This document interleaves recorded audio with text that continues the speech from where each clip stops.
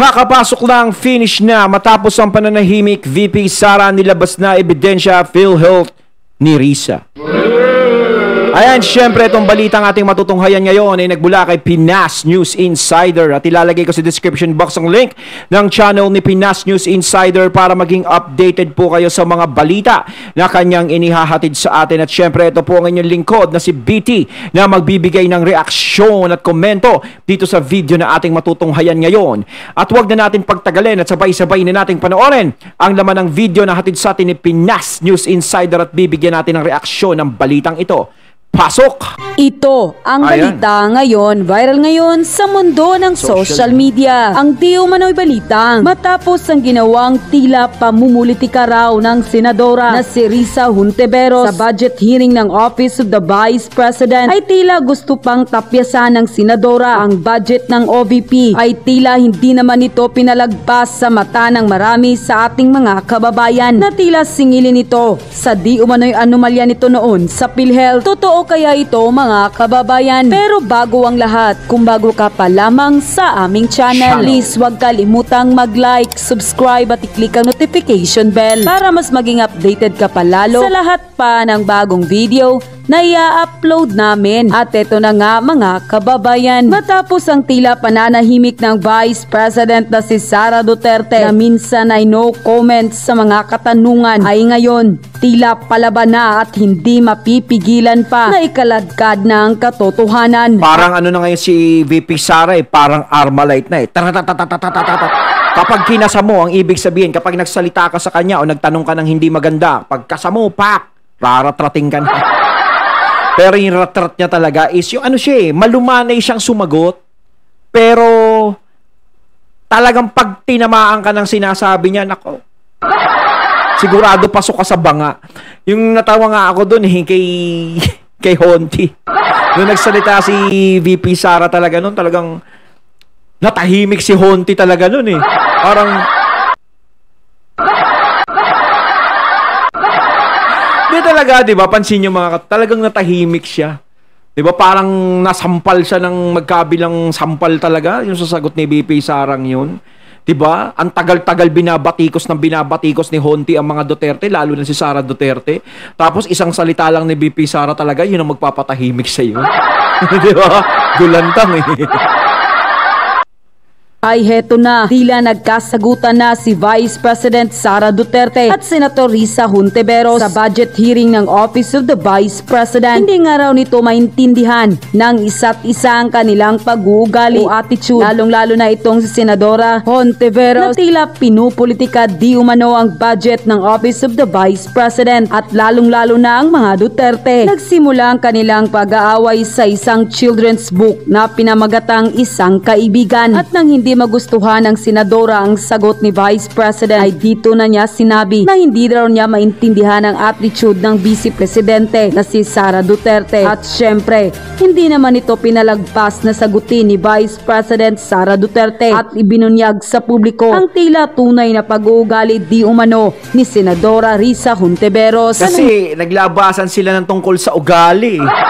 Kaya parang nagkaroon ng ano sa kanya si VP Sara, idea, labasan pala tayo ng ugali Yaring pagdinig sa Senado ay tila ibinunyag nga ng Vice Presidente kung ano di umano ang tunay na ugali ng senadora. Noong tumakbo pala itong si Risa Hontiveros noong 2016 ay tila humingi ito ng tulong at tila baga nagtungo raw ito sa Davao at nagmalimos ng boto. At ayon pa sa inilabas na pahayag ni Vice President Sara Duterte, and I quote, noong 2016 pumunta ka sa Davao, humingi ka ng tulong sa akin ng suporta, chinika mo ng chinika sa law office ko, nanalo ka. At anong ginawa mo? Ikaw ang pinakaunang umatake kay Pangulong Duterte. Ano ang tawag sa attitude na ganon? And quote, tila dito natin makikita mga kababayan na napakabait ng Vice President, nagbigay ng tulong at matapos manalo ng senadora na si Risa, abay biglang bumaliktad at doon na niya tinira, binatikos ng binatikos at tila sinara. Kaya sinasabi ko parang naipon na lang kay VP Sara yun, yung ginagawa ni Honti sa kanila palagi. Ayaw talaga silang tigilan Ito yung panahon, ayun yung panahon na nagkaroon ng pagkakataon si VP Sara na makapagsalita. Talagang parang hinintay niya magkaharap tayong dalawa. Pero matapang si VP Sara kasi talagang nagsalita siya sa harap mismo ni Honti talaga. Hindi siya nagpa-interview, hindi siya nagsalita sa ganun. Talagang harapan tayong dalawa. No? Talagang gusto ko lang makita na kung ano ang tatanungin mo sa akin. 'Di ba? Kung papaano ka magsalita sa akin, parang kay VP Sara ganun yung inaantay niya. So, nakakita talaga ng hindi maganda. Nakarinig si VP Sara ng parang masyado ka naman. Kahit kasi sabihin na nagtatanong ka lang about sa budget. Pero yung pag-aano mo sa budget is parang merong halong may halong, alam mo na, may halo pa ring sama ng loob o galit. 'Di ba? Or ayaw mo kay VP Sara kasi doon pa lang sa pagpipigil mo ng ng pondo na bigyan siya na pare-pareho lang naman yung ganito, 'di ba? Halos lahat ng mga senador is pumapabor sa gustong mangyari ni VP Sara. Talagang ikaw lang po talaga yung siyang kumokontra. 'Di ba? So, anong maiisip ni VP Sara doon? Okay lang sana kung ang dami nyo, halos kalahatan kayo doon kumokontra kay VP Sara eh. Ayaw nyo eh. Pero hindi, ang nangyari is pinupuri kung ano yung gustong isulong ni VP Sara. Lalong-lalo na sa babasahin na yan. 'Di ba? So, ikaw, kumukontra ka ng kumukontra. Siyempre, nanduduna, ganto pala, ganyan pala. Ganto pa rin ang inaano mo sa akin. So, ayun yung nag-trigger sa kanya, kaya sumabog siya nung panahon na yun. 'Di ba? Kaya hindi mo rin masisisi si VP Sara kung bakit siya nakapagsalita ng ganon.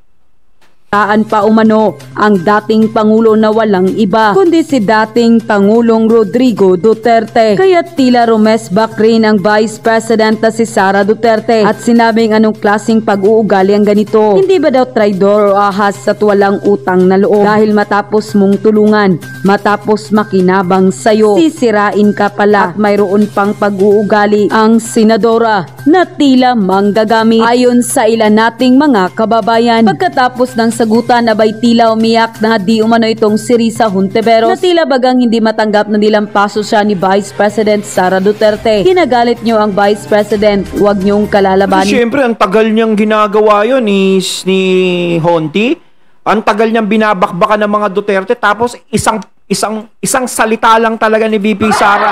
Isang beses lang nangyaring nagkaharap sila, parang nagiba lahat ng diba? Nagiba lahat ng pakikipag-ano niya sa Duterte.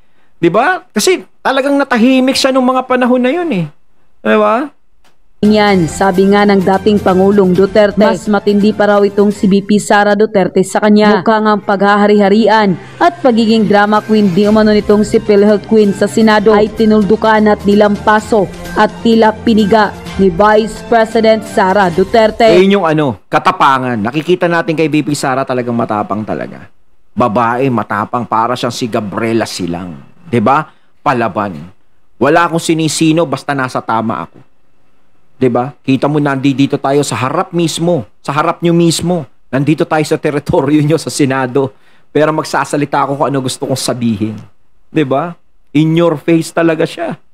Kasunod naman nito ay nagbigay ng kanyang komento ang sikat na direktor na si Daryl Yap. At ayon pa sa kanya, ito mismo ang sinasabi ni VP Inday Sara Duterte tungkol dito sa Risa Hontiveros. Kaya yung mga Facebook friends ko na bilib sa panayan, iisa ang ugali nila. Malumanay magsalita pero masiba. At nag-throwback post pa nga ito. Wala talaga akong karespeto rito kay Risa Hontiveros. Wala kasi akong respeto sa makapal ng muka. Walang utang na loob, traidor pa. Noong 2016, minadali at halos pilitin niya si VP Inday Sara Duterte na magkaroon siya ng local handler sa Davao. As in makulit kasi diba ilang beses nang natalo. Nung hindi makahanap si VP Inday noon, nag-follow up siya. Talagang desperada. Nakiusap si VP Inday Sara sa isang kaibigan niya at inilapit itong si Hontiveros. Ayun, awa ng Diyos. Pagkaupo, siniraan agad si President Duterte. Dami kong kilalang ganyan.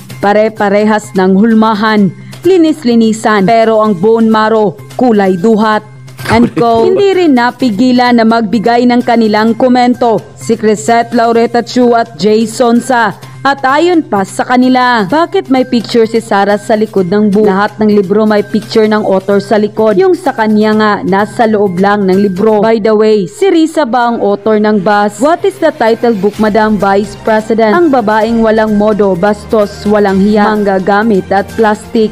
And co. Samantala, matapos ang balitang ito ay hindi naman pinalagpas sa mata ng ating mga kababayan na magbigay ng kanilang hinaingat komento sa mundo ng social media at tila singili ng senadora sa di umano'y anomalya nito noon sa PhilHealth. At ayon pa sa kanila, grabe, napakalinis mo naman Senator Risa Hontiveros. Dapat ay litisin din niyang senadora na yan sa anomalya niya sa PhilHealth. Akala mo kung sino siyang malinis kung magsalita sa Senado para siguro matabunan niya ang kanyang anomalya. Kaya sa sobrang pumapapel sa Senado ngayon, kaya panawagan namin mga ordinaryong Pilipino ay hustisya para sa perang winaldas nila sa PhilHealth dahil pera ng taong bayan yan. Mahiya naman kayo Hontiveros, napakamanggagamit nyo. Ginamit nyo ang mga Duterte para manalo lang at magkaposisyon. Akala siguro ninyo forever na kayo dyan sa Senado. Ayan yung sinasabi ko, 'di ba?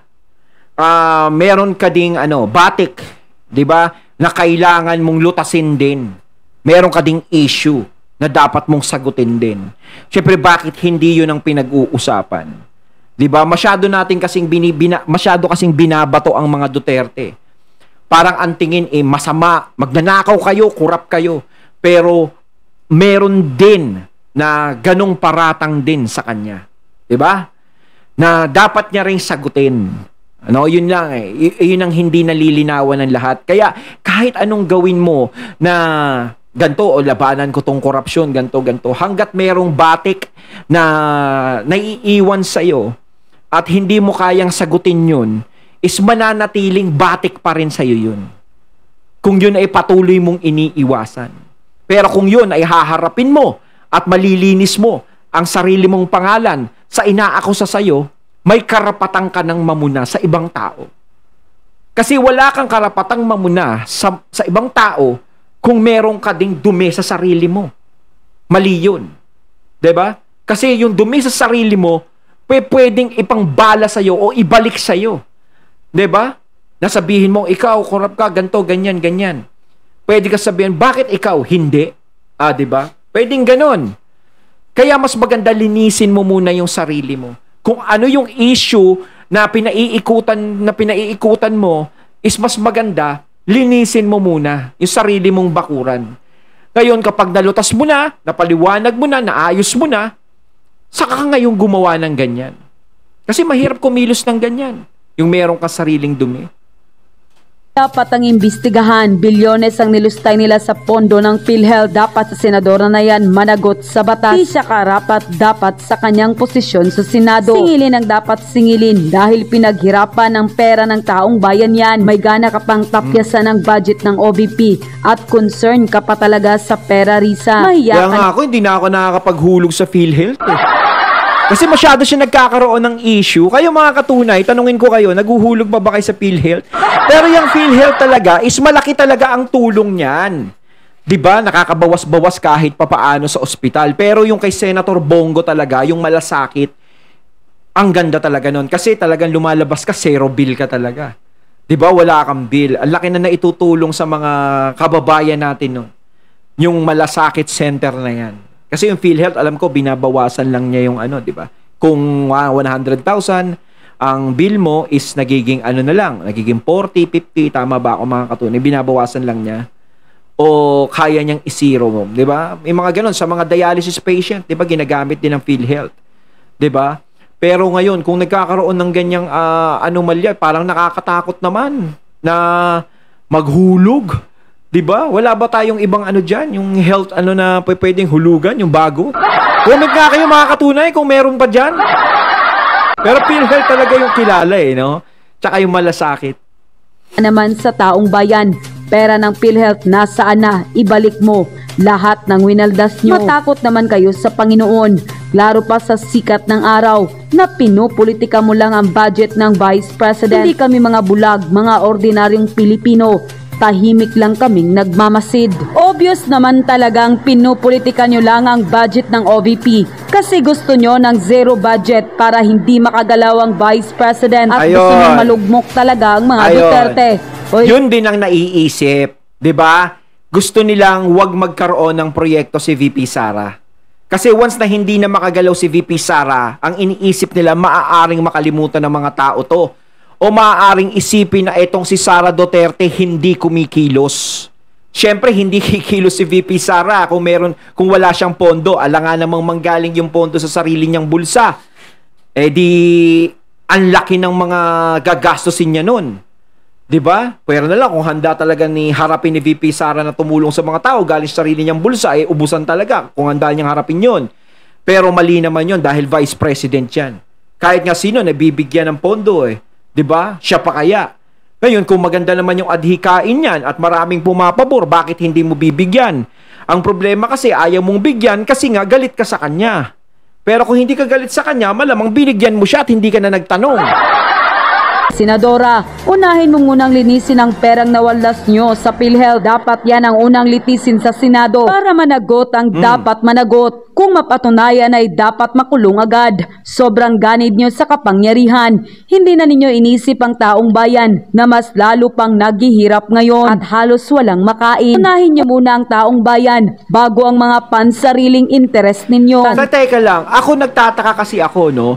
Kung tinulungan ni Sara Duterte o ng mga Duterte si Honti sa pangangampanya nung eleksyon at nanalo si Honti, ang tanong dyan, di ba binakbakan niya kaagad ang mga Duterte, lalo na si Tatay Digong, binabakbakan talaga ni Honti.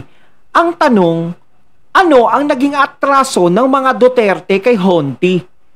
Bakit kaya bigla siyang naging ganon?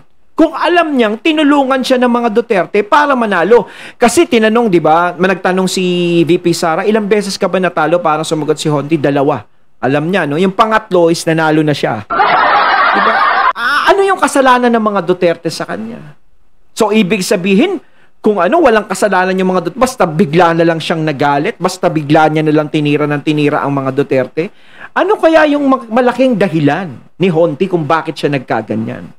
Kayo mga katunay, alam nyo ba ang dahilan? Comment po kayo. Tandaan nyo, may hangganan din ang lahat na ito. End quote. Dilaw, yung chinelas niya, dilaw, yung cover ng una niya, dilaw, yung dingding, dilaw, yung pinto, dilaw. Lahat talaga dilaw. Madaming nagrarally na ligaw, sila ay sumisigaw kahit natirik ang araw, na parang iniihaw, tuloy pa rin ang kanilang alingaw-ngaw kahit sila ay magkasingaw, mukha na silang halimaw dahil ang pinaglalaban nila ay mababaw, kaya ngayon sila ay nilalangaw, silang mga dilaw sa kapangyarihan ay uhaw. Sa lahat ng proyekto ay sumasawsaw. Sa lahat ng pera. Ayoko ng dilaw. Rewan ako, mahilig sa dilaw sa yellow color. Kanilang ninanakaw. Pati asawa ng iba, inaagaw. Wala nang naniniwala sa kanila dahil ang utak ay puro sabaw dahil sa kinakaing lugaw. Katangahan ay inaraw-araw, kapalpakan nila ay litaw na litaw, kagaguhan nila ay malinaw na malinaw. Saan pa kami kakapit kundi kay Duterte? Nasa puso namin ang siyang pumukaw. Ang pagmamahal namin sa kanya ay nag-uumapaw. Dahil parang nasagot na ang mga hiling namin sa bulalakaw. Siya ang ilaw at hindi si lugaw. Silugaw. Grabe to mga lords. Ayun, grabe, wala na akong masabi, di ba? So proposed confidential and intelligence funds. Office of the President 4.5 billion.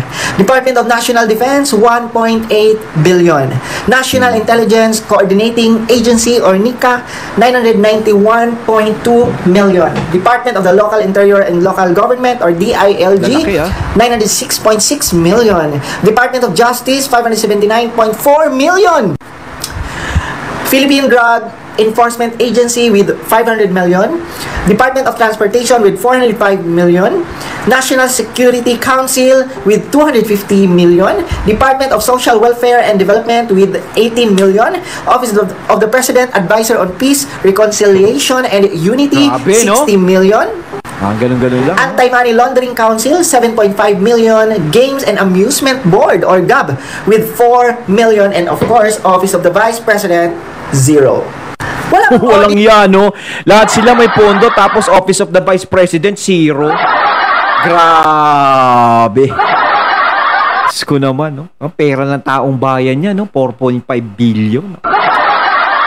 Diba, nga namang sa kanila yan. Hindi sa kanila yan. Pero nakakaano naman to, nakakadismaya, 0 Office of the Vice President, grabe. Dito, di ba? Wala bang babusising hearing dito sa mga laki-laking budget na to? Diyos ko, kay VP Sara, 10 million lang eh. Tapos, alam naman na mapupunta sa mga bata talaga. Di ba? Alam naman na mapupunta isang babasahin para sa mga bata. At may mga proyekto pa si VP Sara ang gustong gawin. Kaya nga yung sinasabi kanina para talagang ayaw talaga siyang bigyan ng pondo. Para talaga parang hindi ka matandaan ng mga tao. Hindi maisip ng mga tao na nagtatrabaho ka. Na ginagampanan mo yung tungkulin mo.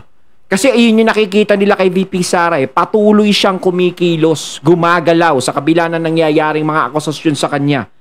Kahit pinagtutulungan siya, is gumagalaw pa rin siya. Naglilingkod siya sa taong bayan. Yun yung gusto nilang mawala eh. 'Di ba? Yung maisip ng taong bayan na, ito si Sara Duterte, wala nang silbi to. Hindi na tayo tinutulungan ito. Parang ganun ang gusto nilang itatak sa mga tao. Na buong akala nila, malalayo yung loob ng mga tao. Kaso nga lang, ito ang nangyayari. Lumalabas yung mga gantong bagay. Nakikita natin. At nadidismaya tayo. Kaya sa nangyayaring ganyan, is mas lalong napapalapit yung mga taong bayan kay VP Sara. Diba? Lalo siyang nagkakaroon ng simpatsya sa nangyayari. Kahit sabihin mong 0 budget siya, pero ang taong bayan talaga, ang tiwala ay napakarami sa kanya. Diba? Ito lang mga lods ha. Grabe yung panggigisa nila sa budget ng Office of the Vice President. Pansin nyo? Diba? Kasi sa totoo lang, Office of the Vice President Inday Sara, hindi naman siya cabinet member eh. Diba? So, she is the Vice President of the Philippines. Of course, kailangan niya ng budget. Yes. Diba? Kasi meron din naman siyang mga inisyatibo at mga programang ginagawa under Office of the Vice President. Mayor nga, congressman, kailangan ng budget, Vice President. And basically, actually, dapat nga, wala nang hearing-hearing yan eh. Diba? Approve na dapat yan kasi Vice President siya, hindi naman siya cabinet member or what. And, yung mga naggigisa kay VP Inday, kung talagang concern nyo na baka yung budget, diba? Baka hindi mapunta sa tama, or baka hindi, or baka makurakot lang. Diba may COA naman? And VP Inday Sara is very transparent pagdating sa kung saan niya ginagamit ang kanyang budget. Diba? So, sa COA kayo tumingin. Tsaka yung mga budget na nakita natin, dapat imbestigahan nyo yan. Kung si VP Sara nga, iniimbestigahan nyo, hinihearing nyo, di ba? Para kasi nagiging unfair, hindi nagiging transparent. Pero sinasabi nga ni Mr. Real Talker, no, may COA naman na handang magpatunay sa kung ano talaga ang gagastusin dyan kung mapupunta kay VP Sara yung pondo. Siguro naman, hindi naman ganun yung COA nakakampihan si VP Sara kung may maling gagawin si VP Sara. Diba? Matakin mo, syempre, kanino ba sila makikinig pa rin? Yung COA, sa presidente ba o sa vice president? Diba? Kung may maling gagawin halimbawa si VP Sara, diba? Syempre, maaaring ilabas nila yung gano'n na, mali yung ano nila, wala siyang ganto, ganyan, mali. Ginagamit sa hindi doon malalaman yun. Hindi naman para sa magsinungaling ang COA doon. Now, ganito lang yan eh. Kung talagang may anomalya at korupsyon sa Office of the Vice President, dapat matagal na dapat na may ebidensya at pinapakita, lalo na yan sila Franz Castro, di ba? Yung mga isa kay VP Inday, sila Risa Ontiveros, di ba? Dapat matagal nang may pinakita silang something ebidensya na may anomalya talaga sa Office of the Vice President. Puro kasi hearsay lang yung sinasabi nila, kaya ang hirap paniwalaan eh. Puro ganun lang. 'Di ba walang ebidensyang inilalabas? Pero di ba wala silang maipakita? Sabi nga ni VP Inday, di ba? Naghihintay lang siya na kung meron mang formal complaint talaga. Oo. Kasi kung talagang concern nila ang budget, mga lords, ha? Concern nila ang budget, no? Kung talagang nagagastos ba sa tama. Hindi dapat, di ba? Hahanapin nila yan sa right venue. Pero yun na nga, wala kasi silang makitang anomalya. Yan ang totoo. Wala silang makitang corruption. Di ba kasi, di ba, meaning nagastos kasi ng tama ang budget ng Office of the Vice President. And transparent kasi si VP Inday Sara, di ba? And kita mo naman, si VP Inday Sara lang ang nagpapakita ng reports sa mga tao. Di ba, punta kayo sa Office of the Vice President page, punta kayo sa mga pages ni VP Inday Sara. Siya lang, pinapakita niya talaga saan napupunta ang pera, saan napupunta ang budget. May ganyan ba sa ibang senador? May ganyan ba sa ibang kongresista? Di ba? Nakapagtataka. So, natating natunghayan ng video na nagbula kay Pinas News Insider at syempre natunghayan din natin si Mr. Real Talker. Ayan grabe napaka-unfair naman na nangyayari ngayon, no? Kayo mga katunay, anong masasabi nyo tungkol dito? Comment lang po kayo sa comment box. So once again, I'm BT and I'm out. Peace.